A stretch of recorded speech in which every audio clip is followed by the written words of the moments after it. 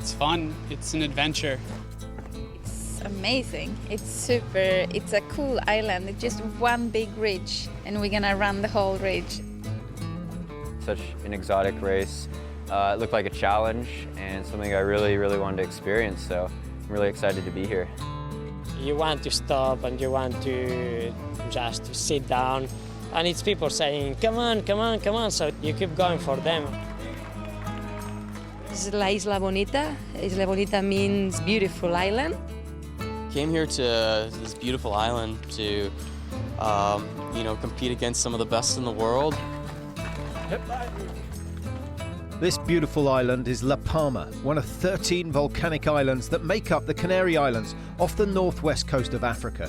And it's home to the Transvulcania ultramarathon Isla de la Palma. Whilst most visitors come here to soak up the sun and put their feet up with a long, cold beer, this week 2,500 competitors have travelled from around the globe to take part in one of the fastest growing ultramarathons in the world. The numbers of entrants are rising rapidly, and that's exactly what the runners will be doing from the gun. It's an 83-kilometre course with 4,500 metres of ascent.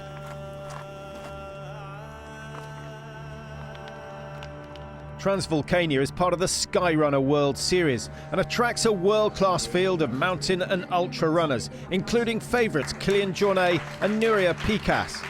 Jornet is 5 times champion of the Skyrunner World Series and holder of a string of titles. Despite suffering badly in the heat last year, Jornet claimed 3rd place.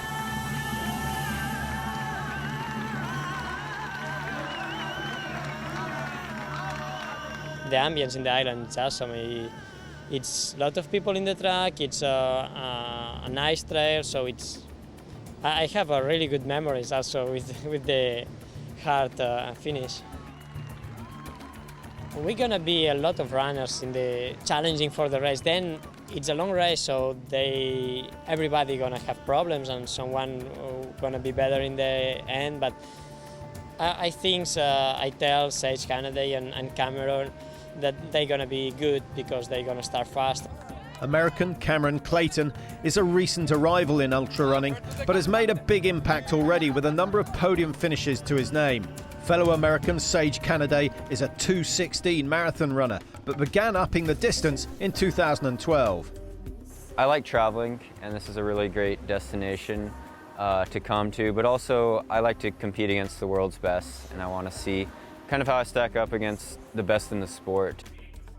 I live in Colorado in the mountains, so I'm already up at altitude a little bit, which I think is really good because the top of this race is pretty high and the air will be thin up there. I guess part of my strategy would be to work steady on the uphills because that's kind of my strength. Those uphills kick in brutally fast, extinguishing the pre-race euphoria. The race starts at sea level and instantly climbs 2,000 metres in the first 18 kilometres. A brief respite after El Pilar leads to the ascent of the highest point in the race, Roque Los Muchachos, which is 2,426 metres above sea level and 57 kilometres into the race. With sand, rock and gravel, the descent that follows is technical and incredibly steep at points, taking them back to sea level again before climbing to the finish in Los Llanos.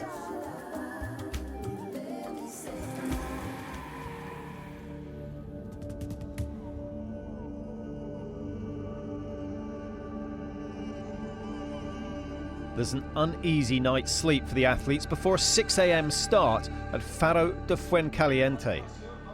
The atmosphere at the start is tense, but has a festival feel as new and old friends meet and ready themselves. They're united by their desire to conquer Transvulcania and experience the magnificence of La Palma. The Western States 100 record holder Timothy Olsen is here to win, his passion being in the mountains. They inspire me. It's not like I'm training per se. I just want to get out there and explore and see what there is to discover and seeing where else I can go and run. And I like doing it on my own 2 feet. It's simple. You know, you just put on a pair of shorts and shoes and you're good to go, and I really like that simplicity.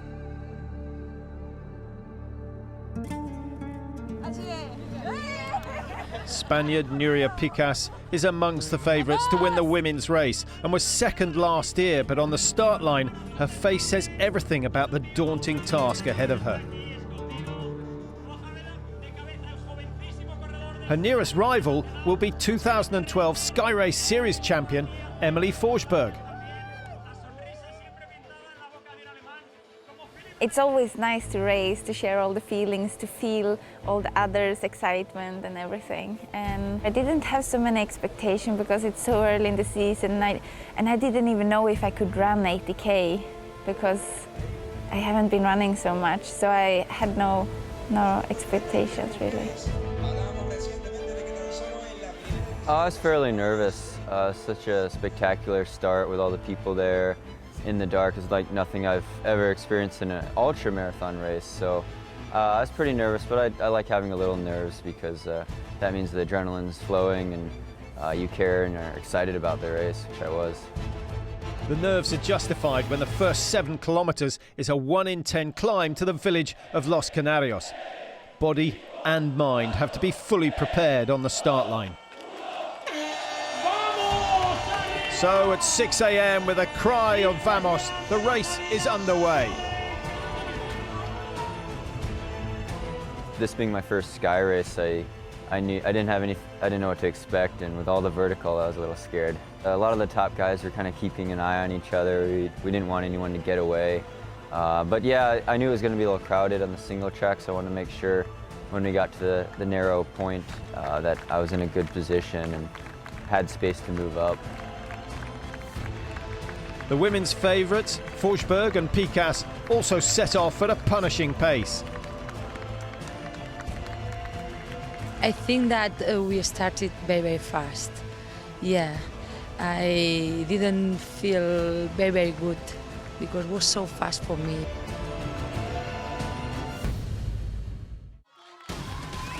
At Los Canaries, Sage's early push is paying off. But at the first aid station at 4.6 miles, coming up into the town, that's when I took the lead for the first time and maybe got 100 meters on Cameron at that point. 100 metres is nothing in an 83-kilometre race though, and Cameron and Killian are happy just to keep Sage in their sights for now.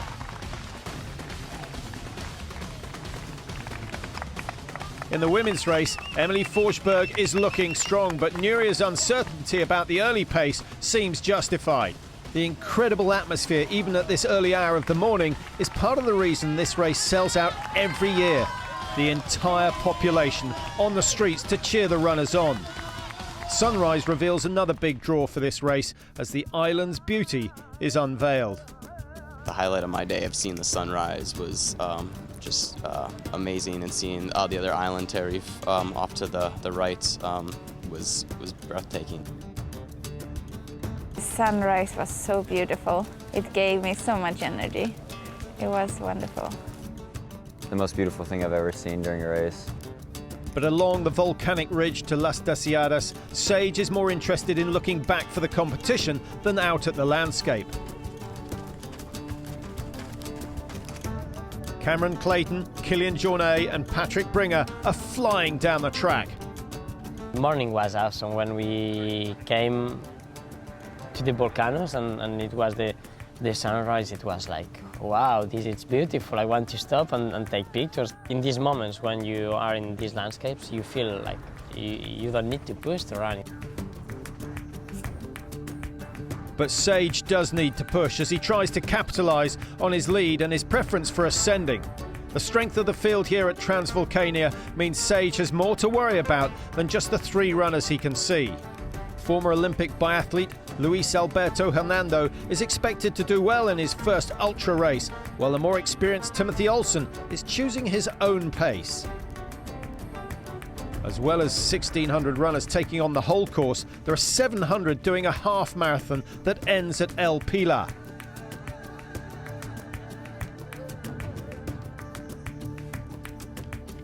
The descent to El Pilar is welcome relief for everyone as the running becomes easier.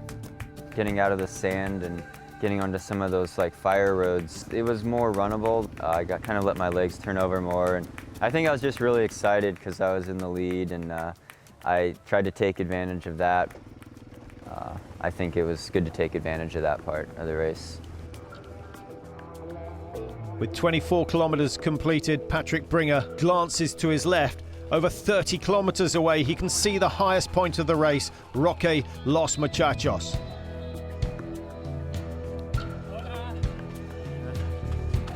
Sage's pursuers are unrelenting in their approach, gradually bearing down on him and affording him no slack as they approach the aid station at El Pilar.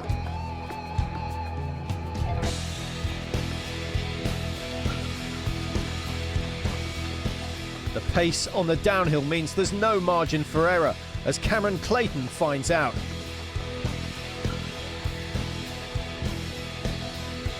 There's nothing between the lead women as Forsberg and Picas arrive together at the aid station. There is no tactic. We are running together, but I would like to stop more in the field stations.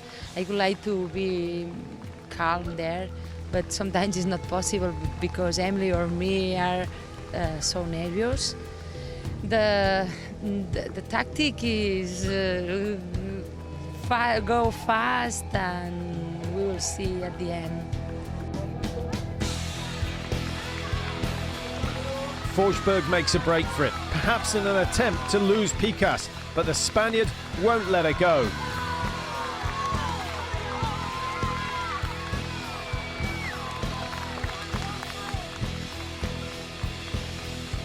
After El Pilar, it's the long ascent to the race's high point, Roque Los Muchachos, over 2,400 meters above sea level.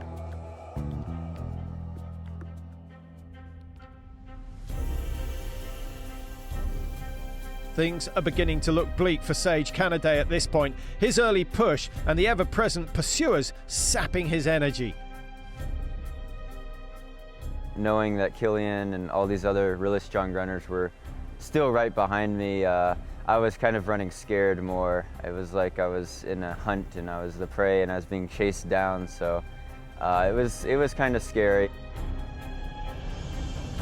Join us after the break for the second half of this epic race and to see if Sage Canaday can hold on.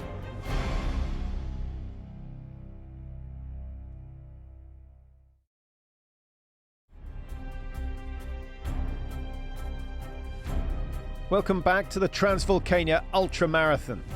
American Sage Canaday has taken an early lead, but is now being relentlessly closed down by an incredible field, including Kilian Jornet and Luis Alberto Hernando. I was running up the hill, I was starting to feel kind of tired. My legs were getting tired, and I looked back and I could hear people cheering, and I was like, that sounds like they're probably 1 minute behind me now. And so I knew Kilian and Luis were gaining on me, and Cameron was still there too. I could see him, so I looked back on one of the switchback hills and I could see them all coming up towards me, gaining ground, and then I knew they were probably going to catch me for sure. The 2,500 meter peak at Roque Los Muchachos looms as the race reaches its critical point. It's here that Sage's early pace finally catches up with him.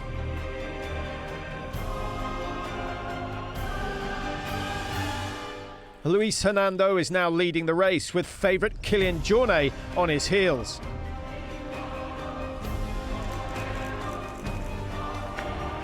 A dispirited-looking Sage Canaday finds himself struggling to hold on to a podium position. By now, everyone's hurting, even Timothy Olsen, a man happy running 160 kilometres. I gave it all I could getting up to Los Muchachos. It's just kind of one of those points where, you're just giving it everything you have. You're power hiking, breathing hard, and I gave it all I had up to the top there. And then once you get to the top, it's just flying down, trying not to lose any teeth along the way.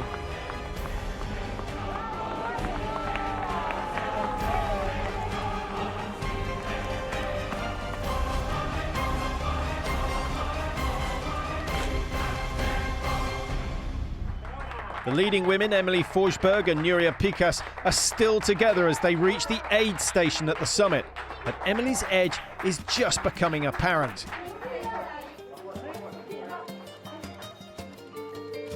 I had maybe 3 minutes sometimes on her, but I knew that I could wait for her, and I did sometimes, so I connected with her because I didn't want to push alone, and if I reached Los Muchachos, which is the highest point, I knew that I would go super fast by myself in the downhill, and I didn't want to hurt my legs.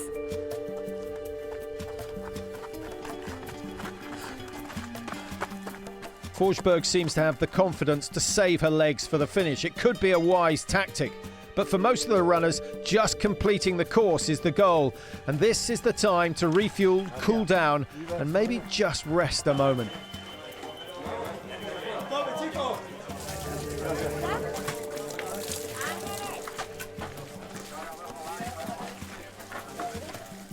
Descending 2,500 metres in just 20 kilometres is no joke for the runners as they head for Tazacorte.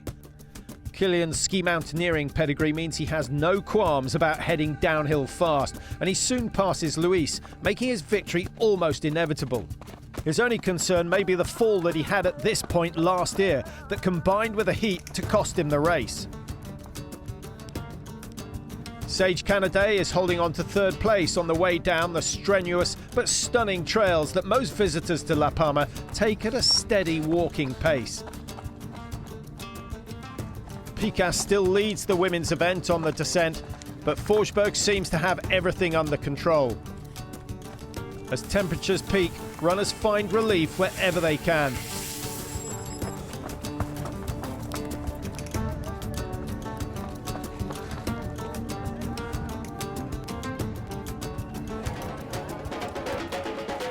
At the end of the descent in Tazacorte, the festival continues with huge support from locals, tourists, musicians as they await the runners.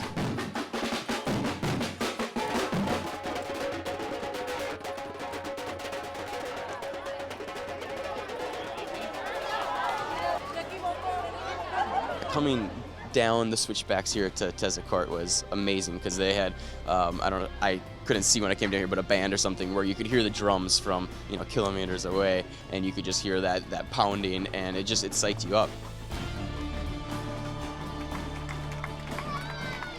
As Kilian arrives at the foot of the switchbacks, he finds a hero's welcome.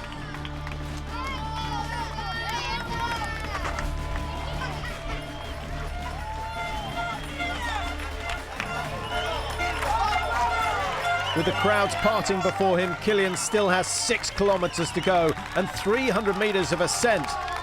He's laying to rest the ghost of last year's race.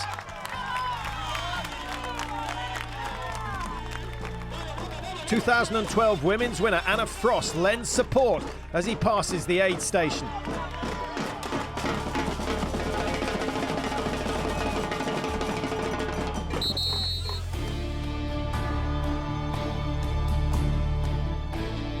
In Los Llanos, the red carpet awaits as Journée, the crowd favourite, arrives in a record time.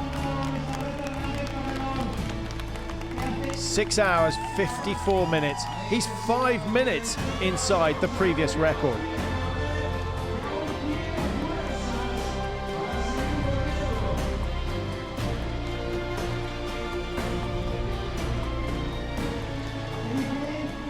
People here, it's incredible. They share. It's all the foil island in the looking for the race and in the finish, and it was incredible. Last year they supered me so much that this year I needed to one for them. It was more for them than for me, so it's incredible. That support and a fantastic field helping Kilian beat Dakota Jones's record from last year.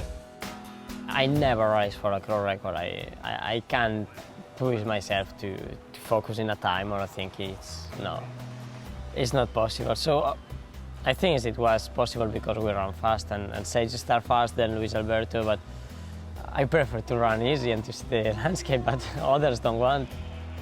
Luis Hernando comes in second to start his ultra running career with a bang, and the camaraderie of this sport is on display as Kilian greets him.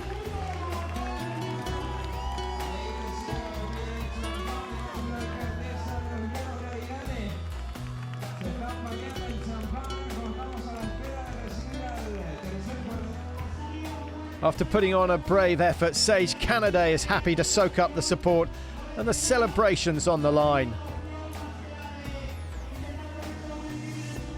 It's amazing. It's like no other race I've ever done. I was giving a lot of the children high fives the whole last 500 meters, and it was really fun, and to see so many people cheering for you is just spectacular. You feel like a rock star, kind of, so it was really special for me. I think maybe other people might start embracing the same sort of spirit that you see here, but it would be impossible to replicate with the beauty of this island and the beauty of the course. And that explains why so many people return to compete in and support this race.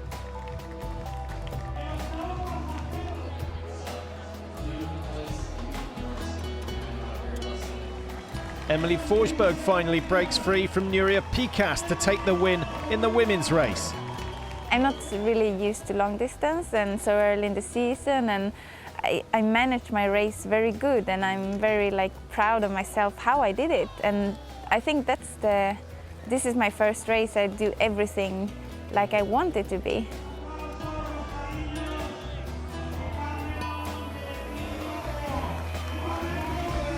Nuria's exhaustion at the end shows the effort she put in to try and contain Emily.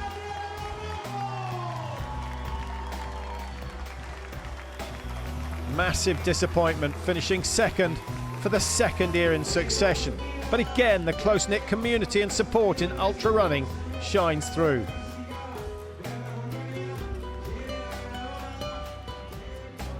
So Kylian Jornet finally getting the win that he wanted so badly, and the bonus of a record time ahead of Hernando and Canaday. In the women's, Emily Forsberg, superb to take the scalp of Nuria Pikas.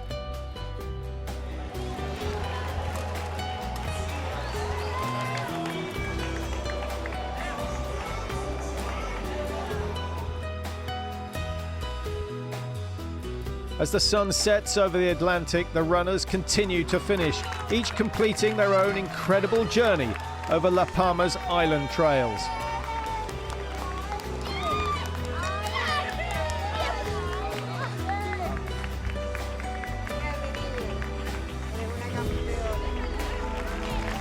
At the awards ceremony, only the victors claim their spoils, but everyone's celebrating yet another successful Transvulcania ultramarathon.